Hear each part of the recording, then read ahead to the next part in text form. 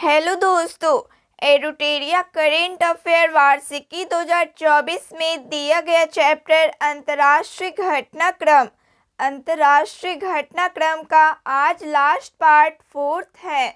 मेरा नाम प्रियंका है और मेरे क्लास में आप सभी का स्वागत है। तो चलिए शुरू करते हैं। दिसंबर 2023 माह के प्रमुख वन लाइनर। हाल ही में चीन तालिबान संचालित अफगान सरकार को औपचारिक मान्यता देने वाला पहला देश बन गया है। यूएसए मनोरंजनकर्ता mega pop star Taylor Swift को टाइम्स मैगजीन का पर्सन ऑफ द ईयर 2023 घोषित किया गया।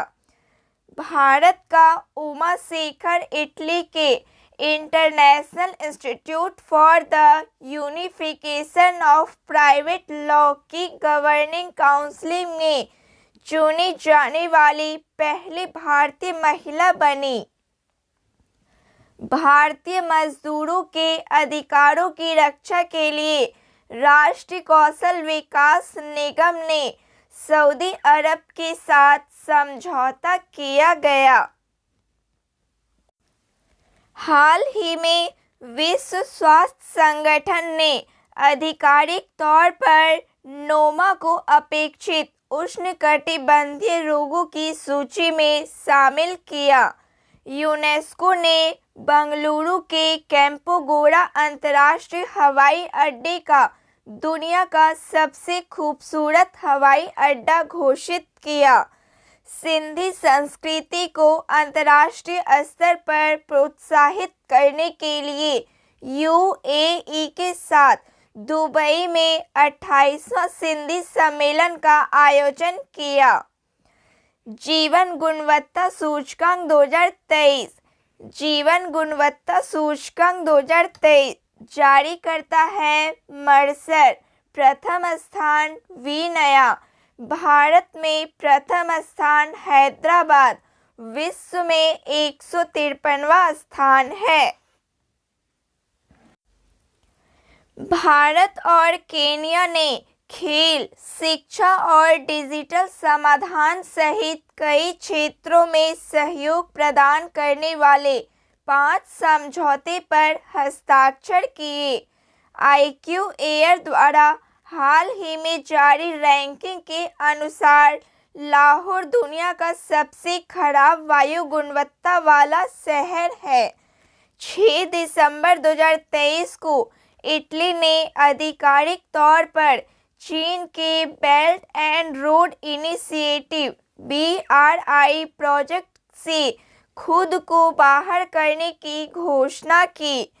विश्व स्वास्थ्य संगठन की रिपोर्ट के अनुसार भारत में 2022 में दक्षिण और दक्षिण पूर्व एशिया में सबसे अधिक मलेरिया के मामले दर्ज किए गए।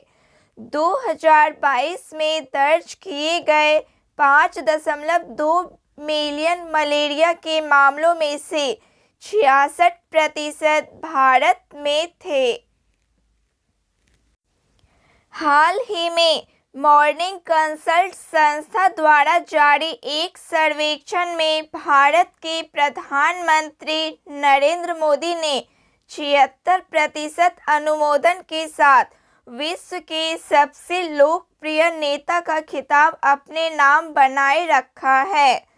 संयुक्त राष्ट्र मिशन ने आधिकारिक तौर पर 11 दिसंबर को माली देश में 10 साल की तैनाती समाप्त कर दी। संयुक्त राष्ट्र स्थिरीकरण मिशन को मिनुसमा के नाम से जाना जाता है। भारत को द्विवार्षिक कार्यकाल 2024 से 25 के लिए अंतर्राष्ट्रीय समुद्री संगठन परिषद के लिए फिर से चुना गया। भारत अंतर्राष्ट्रीय समुद्री व्यापार में सबसे बड़ी रुचि वाले 10 राज्यों की श्रेणी में आता है। यूनेस्को ने गुजरात के लोकप्रिय गरबा नृत्य को अपनी मानवता की अमूर्त सांस्कृतिक विरासत की प्रतिनिधि सूची में शामिल किया है। गरबा इस सूची में शामिल होने वाला भारत की 15वीं धरोहर है। उष्णकटिबंधीय चक्रवात जैस्पर ने पूर्वी ऑस्ट्रेलिया के तट को प्रभावित किया। हाल ही में अंगोला ने उत्पादन लक्ष्य पर असहमति के उपरांत ओपेक को छोड़ने का निर्णय लिया है। संयुक्त राष्ट्र की रिपोर्ट के अनुसार म्यांमार 2023 में अफगानिस्तान को पीछे छोड़कर दुनिया में अफीम का सबसे बड़ा स्रोत बन गया है। हाल ही में संयुक्त राष्ट्र ने लोगों के जीवन में कैमलिड्स ऊँटों के महत्व को उजागर करने के लिए वर्ष 2024 को अंतर्राष्ट्रीय कैमलिड्स वर्ष घोषित किया है। पाकिस्तान के खैबर पख्तूनख्वा की डॉक्टर सवीरा प्रकाश 2024 के पाकिस्तान आम चुनाव के लिए नामांकन दाखिल करने वाली पहली हिंदू महिला बनी। हाल ही में अर्जेंटीना के राष्ट्रपति जेवियर मिलेई ने ब्रिक्स में शामिल न होने का निर्णय लिया। 3 दिसंबर 2023 को इंडोनेशिया की सुमात्रा में स्थित माउंट मरापी ज्वालामुखी में विस्फोट की घटना हुई। नवंबर माह के प्रमुख वन लाइनर। हाल ही में संयुक्त अरब अमीरात ने दुनिया के सबसे बड़े सौर ऊर्जा संयंत्र अल धफ्रा और सौर फोटोवोल्टिक परियोजना का उद्घाटन किया। इसकी क्षमता 2 गीगावाट है। केंद्रीय किसान कल्याण मंत्रालय तथा भारतीय मिशन ने जकार्ता में आसियान भारत बाजरा महोत्सव का आयोजन किया। इसका आयोजन अंतर्राष्ट्रीय बाजरा वर्ष 2023 के हिस्से के रूप में किया गया। हाल ही में भारत ने वैश्विक चीनी उद्योग निकाय अंतर्राष्ट्रीय चीनी संगठन की 2024 के लिए अध्यक्षता ग्रहण की। हाल ही में कंबोडिया के अंकोर वाट मंदिर को दुनिया के 8वें अजूबों के रूप में मान्यता दी गई। इनसे दुनिया की सबसे बड़ी धार्मिक संरचना का गिनीज वर्ल्ड रिकॉर्ड बनाया है। यह मंदिर भगवान विष्णु को समर्पित था, जो बाद में बौद्ध मंदिर में बदल गया। जर्मनी में लॉन्च पैड स्थापित करने के लिए भारत ने जर्मनी के साथ समझौता किया। हाल ही में मलेशिया ने श्रीलंका और थाईलैंड की तर्ज पर भारतीयों के लिए वीज़ा मुक्त प्रवेश की सुविधा प्रदान की। हाल ही में न्यूजीलैंड की नवनिर्वाचित सरकार ने धूम्रपान प्रतिबंध के फैसले को रद्द कर दिया। विश्व स्वास्थ्य संगठन ने अकेलेपन को गंभीर वैश्विक स्वास्थ्य खतरा घोषित किया। अमेरिकी खाद्य एवं औषधि प्रशासन ने चिकनगुनिया के पहले टीके XG को मंजूरी दी। 21 नवंबर 2023 को नई दिल्ली में वार्षिक संयुक्त राष्ट्र फोरम की शुरुआत होगी। 20 नवंबर को नई दिल्ली में दूसरी भारत ऑस्ट्रेलिया 2+2 वार्ता का आयोजन किया गया। तुर्की से भारत जा रहे मालवाहक जहाज गैलेक्सी लीडर को यमन के हूती विद्रोहियों ने लाल सागर में हाईजैक किया। हाल ही में जारी वैश्विक यूनिकॉर्न रैंकिंग में भारत 72 यूनिकॉर्न कंपनियों के साथ तीसरे स्थान पर है। वही अमेरिका 668 यूनिकॉर्न के साथ शीर्ष पर है। हाल ही में नवनिर्वाचित मालदीव के राष्ट्रपति मोहम्मद मुइज़ुन के शपथ ग्रहण समारोह के लिए केंद्रीय मंत्री किरण रिजिजू ने भारत का प्रतिनिधित्व किया। हाल ही में बंगाल की खाड़ी में आया चक्रवात मिथिली बांग्लादेश से टकराया तथा भारत के उत्तर पूर्वी राज्यों में भी इसका असर देखा गया। हाल ही में भूटान अपने देश में आवारा कुत्तों की आज़ादी पर स्टरलाइज तथा टीकाकरण करने वाला दुनिया का पहला देश बन गया है। 3 नवंबर को भूटान के राजा जिग्मे शेखर नामग्याल वांगचुक भारत की आधिकारिक यात्रा के लिए गुवाहाटी पहुंचे। हाल ही में फिलीपींस ने चीन की बेल्ट एंड रोड इनिशिएटिव परियोजना से बाहर निकलने की घोषणा की। हाल ही में दक्षिण अमेरिकी देश चिली अंतर्राष्ट्रीय सौर गठबंधन में शामिल होने वाला 95वें सदस्य देश बन गया है। केंद्रीय शिक्षा मंत्री धर्मेंद्र प्रधान ने दुबई, संयुक्त अरब अमीरात में CBSE का नया प्रशासनिक कार्यालय स्थापित करने की घोषणा की।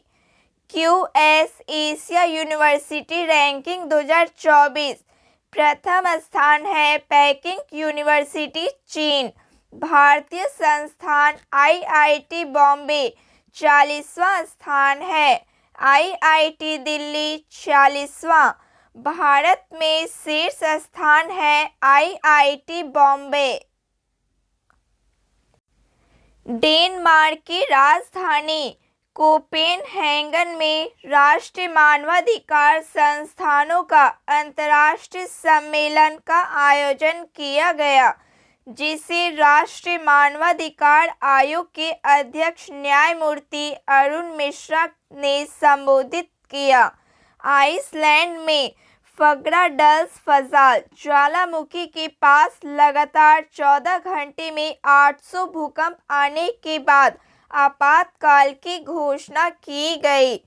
कॉलिन्स डिक्शनरी ने आर्टिफिशियल इंटेलिजेंस AI को वर्ष 2023 का वर्ड ऑफ द ईयर घोषित किया।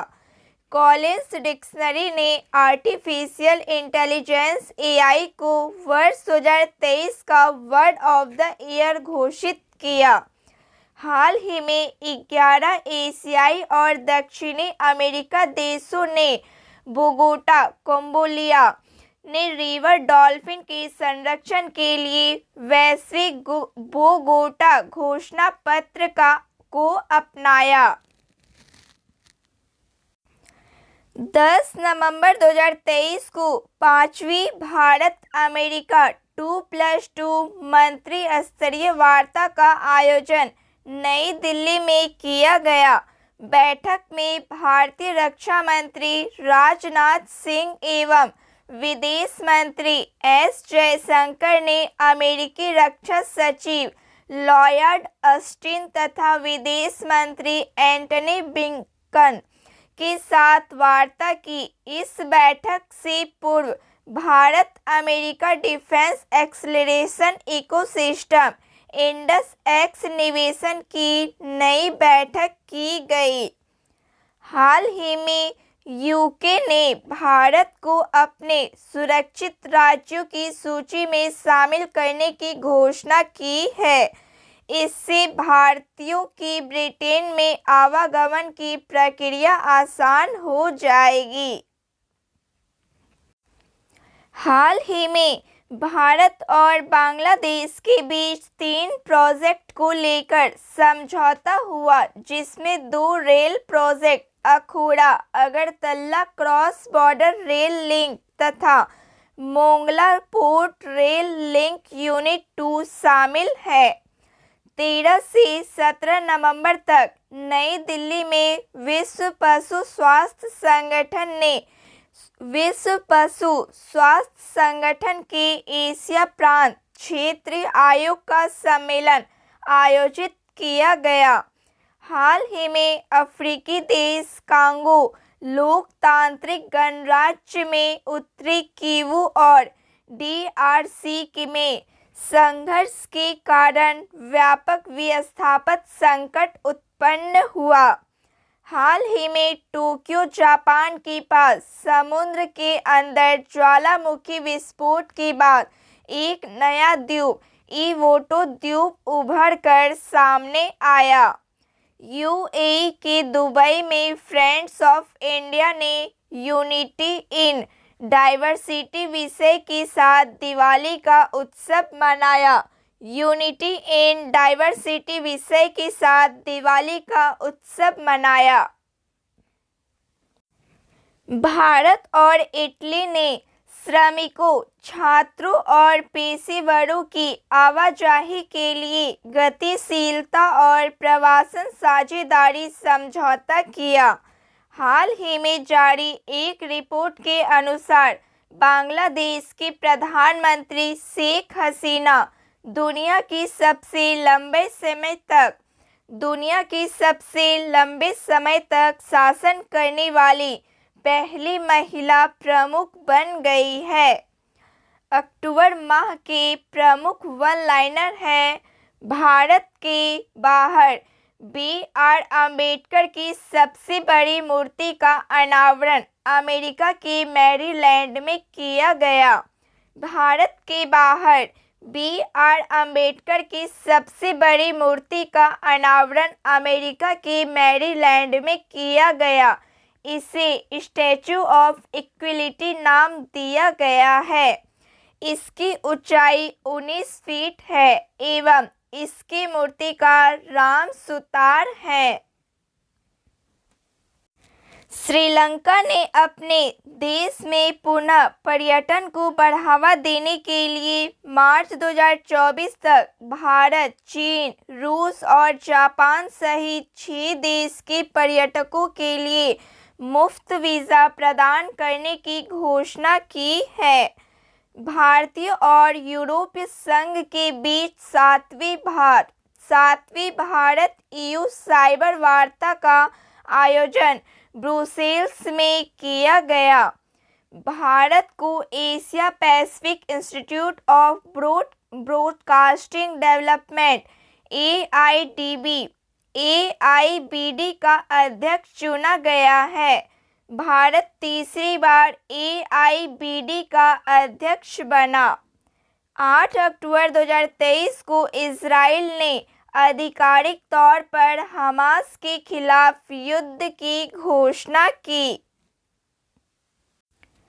भारत और सऊदी अरब ने एक सुरक्षित हरित हाइड्रोजन आपूर्ति श्रृंखला सुनिश्चित करने और पावर ग्रिड इंटरकनेक्शन में संयुक्त प्रयासों को बढ़ावा देने के लिए समझौता ज्ञापन पर हस्ताक्षर किए। भारत और अर्जेंटीना ने एक महत्वपूर्ण सामाजिक सुरक्षा समझौते पर हस्ताक्षर किए। इसका उद्देश्य सामाजिक सुरक्षा योगदान के संबंध में दोनों देशों के पेशेवरों और श्रमिकों के अधिकारों की रक्षा करना है।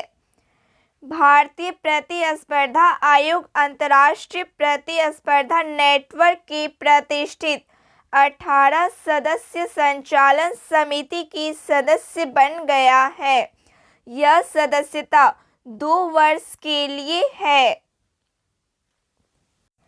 अंतर्राष्ट्रीय ऊर्जा एजेंसी द्वारा हाल ही में वर्ल्ड एनर्जी आउटलुक रिपोर्ट 2023 जारी की गई। बांग्लादेश में स्थित रूपपुर परमाणु संयंत्र के लिए बांग्लादेश ने रूस से यूरेनियम की पहली खेप प्राप्त की है। यह परमाणु संयंत्र 2400 मेगावाट बिजली पैदा करेगा। विश्व के सबसे कम 46 विकसित देशों ने जलवायु परिवर्तन पर संयुक्त राष्ट्र फ्रेमवर्क कन्वेंशन के 28वें कॉन्फ्रेंस ऑफ पार्टी COP28 के लिए अपनी अपेक्षा और प्राथमिकताओं को रेखांकित करने के लिए एक संयुक्त डकार घोषणा पत्र जारी की। विदेश मंत्री डॉक्टर एस जयशंकर ने अपनी वियतनाम यात्रा के दौरान वियतनाम के ताओ डेन पार्क में महात्मा गांधी की प्रतिमा का अनावरण किया। भारत और यूके की पहली 2+2 विदेश एवं रक्षा वार्ता का आयोजन नई दिल्ली में किया गया। इंडोनेशिया के राष्ट्रपति ने दक्षिण पूर्व एशिया के पहले हाई स्पीड रेलवे का उद्घाटन किया, जिसे हूस हाई स्पीड रेलवे के नाम से जाना जाता है। गूगल ने भारत में ऑनलाइन वित्तीय धोखाधड़ी को लेकर एक सक्रिय कदम उठाते हुए डिजी कवच नामक नए कार्यक्रम की शुरुआत की है। गूगल ने भारत में ऑनलाइन वित्तीय धोखाधड़ी को लेकर एक सक्रिय कदम उठाते हुए डिजी कवच नामक नए कार्यक्रम की घोषणा की है। सितंबर 2023 माह के प्रमुख वन लाइनर। हाल ही में मैक्सिको की सुप्रीम कोर्ट ने गर्भपात को अपराध की श्रेणी से बाहर कर दिया। भारत और सऊदी अरब ने ऊर्जा डिजिटलीकरण तथा निवेश के क्षेत्र में सहयोग हेतु समझौता ज्ञापन पर हस्ताक्षर किया। न्यूयॉर्क में संयुक्त राष्ट्र जलवायु महत्वाकांक्षा शिखर सम्मेलन का आयोजन किया गया, जिसकी मेजबानी संयुक्त राष्ट्र महासचिव एंटोनियो गुटेरस ने की। हाल ही में भारत ने संयुक्त अरब अमीरात को 75,000 टन गैर बासमती चावल के निर्माण को मंजूरी दी। पूर्वी लीबिया में आए तूफान डेनियल से भारी नुकसान तथा 5300 से अधिक लोगों की जान गई। हाल ही में अमेरिका के लुइसविले में विभिन्न समुदायों के बीच सहयोग के लिए 3 सितंबर को सनातन धर्म दिवस घोषित किया गया। 12वीं आर्थिक और वित्त वार्ता के दौरान भारत और यूके ने इंफ्रास्ट्रक्चर फाइनेंसिंग ब्रिज की शुरुआत की। न्यूयॉर्क में हुई संयुक्त राष्ट्र महासभा के 78वें सत्र के दौरान भारत, इजराइल, अमेरिका तथा यूएई के I2U2 समूह ने संयुक्त अंतरिक्ष उद्यम की घोषणा की। जापान के कपड़ों की कंपनी यूनिक्लो ने भारतीय अभिनेत्री कैटरीना कैफ को अपना ब्रांड एम्बेसडर नियुक्त किया। कनाडा के थिंक टैंक फ्रेजर इंस्टीट्यूट द्वारा जारी रिपोर्ट के अनुसार सिंगापुर दुनिया का सबसे मुक्त अर्थव्यवस्था वाला देश बन गया है। दक्षिण अफ्रीका के जोहान्सबर्ग में कोविड महामारी के कारण 3 साल स्थगित गांधी वॉक कार्यक्रम पुनः आयोजित किया गया। टाइम्स मैगजीन द्वारा जारी वर्ष 2023 की विश्व 100 सर्वश्रेष्ठ कंपनियों की सूची में एकमात्र भारतीय कंपनी इंफोसिस शामिल है, जिसका स्थान 64वां है। हाल ही में Bharat international organisation of legal metrology प्रमाण पत्र जारी करने वाला दुनिया का 13वां देश बन गया है। यह केंद्रीय उपभोक्ता मामलों के मंत्रालय ने जारी किया। हवाई द्वीप पर स्थित सक्रिय ज्वालामुखी माउंट किलाउआ में विस्फोट की घटना हुई।